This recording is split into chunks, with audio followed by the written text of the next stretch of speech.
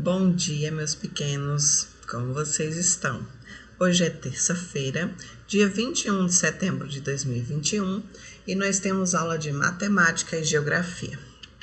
Em matemática, nós vamos falar sobre estratégias de adição. Você vai abrir o seu livro na página 72. Invente e escreva um problema sobre o funcionário de um supermercado que faz a contagem de caixas de suco existentes no estoque da loja.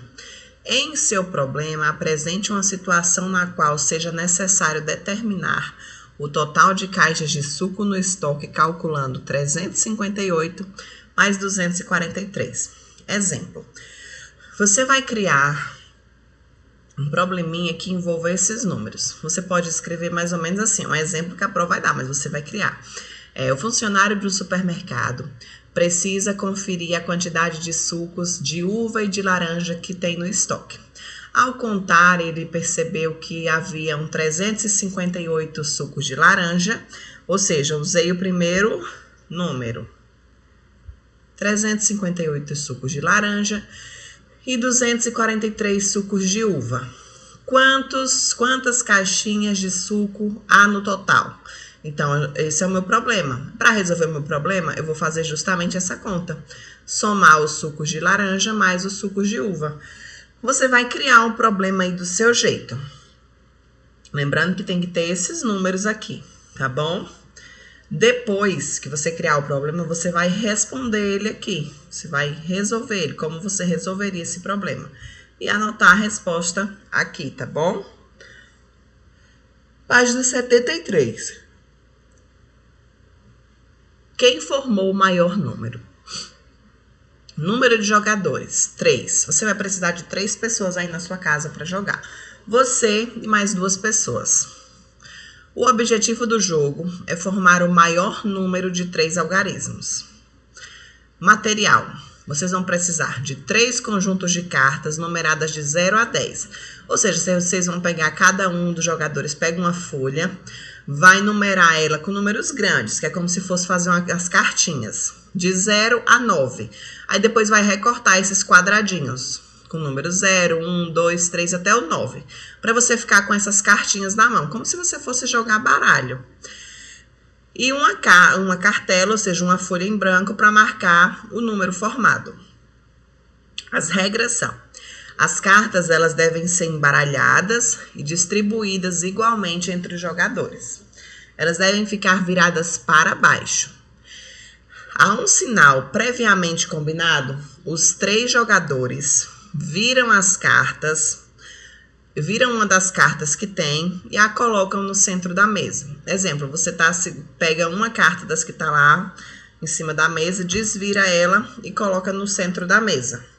Aí, quem falar primeiro o maior número formado pelos 3 algarismos sorteados ganha as 3 cartelas e coloca em um monte à parte. Exemplo, eu tirei o número 2, Maria tirou o número 5 e João tirou o 4, ok? Eu preciso formar um número, deixa eu anotar aqui para a gente não esquecer, ó. Eu tirei o número 2, Maria tirou o número 5 e João tirou o número 4, tá bom? Quem falar primeiro o maior número que dá para formar com esses números, fica com essas 3 cartas. Exemplo, Maria falou que dá para formar 452. É o maior número? Não. O maior número que dá para formar aqui vai ser 542. Esse é o maior número que eu consigo formar com esses 3 algarismos. Então, se eu falei isso rápido, eu falei primeiro, eu ganho essas 3 cartas aqui para o meu monte. A cada rodada, os jogadores registram na cartela o maior número que foi formado. Vence o jogador que tiver mais cartas no seu monte até a 5ª rodada. Então, você vai precisar de 3 pessoas para jogar junto com você. Agora, de olho em uma partida. Observe ao lado as 3 cartas numeradas que foram viradas em uma jogada entre Lúcia, Cláudio e Rui. Eles tiraram aí o número 1, número 4 e número 3. Qual é o maior número que pode ser formado com essas cartas? A Pro deixou a resposta aqui, ó. Dá para formar o maior número 431. Agora, se a regra fosse formar o menor número, qual número Lúcia deveria falar para ganhar a jogada? Se fosse para formar o menor número, qual o menor número que eu consigo formar com essas 3 cartinhas aqui? E aí, respondam aí na letra B, tá bom? Essa atividade de matemática é na página 72 e 73. Em seguida, a gente passa lá para a geografia para falar sobre os diferentes tipos de bairro. Você vai abrir o seu livro na página 43. Os diferentes tipos de bairro. Os bairros podem ter algumas semelhanças entre si, mas nenhum é igual ao outro. Todo bairro tem características próprias. Podemos perceber as diferenças entre os bairros observando as ruas, as construções, os estabelecimentos, os serviços públicos. Serviços públicos são aqueles serviços de transporte, educação, coleta de lixo, entenderam? E até as pessoas que deles vivem ou por eles passam. Observem as fotografias. Fotografia 1. Nós temos aí um bairro comercial no centro de Petrolina, em Pernambuco. Essa foto é de 2016. Fotografia 2. Um bairro residencial no campo, no município de Cândido Sales, na Bahia, 2016. Fotografia 3. Um bairro industrial no município de Contagem, em Minas Gerais, em 2015. E imagem 4. Um bairro residencial. Ela fica no município de Florianópolis, em Santa Catarina. Essa foto é de 2014. Como você viu, em alguns bairros predominam moradias, ou seja, tem mais casas. Em outros bairros, tem mais lojas, mais escritórios, mais restaurantes. Outros ainda podem abrigar um maior número de indústrias. Há também bairros com poucas construções e grandes áreas cultivadas, ou com plantas que cresceram naturalmente. Primeira questão. Compare as fotografias da página anterior e complete. Temos aqui, ó, fotografia 1.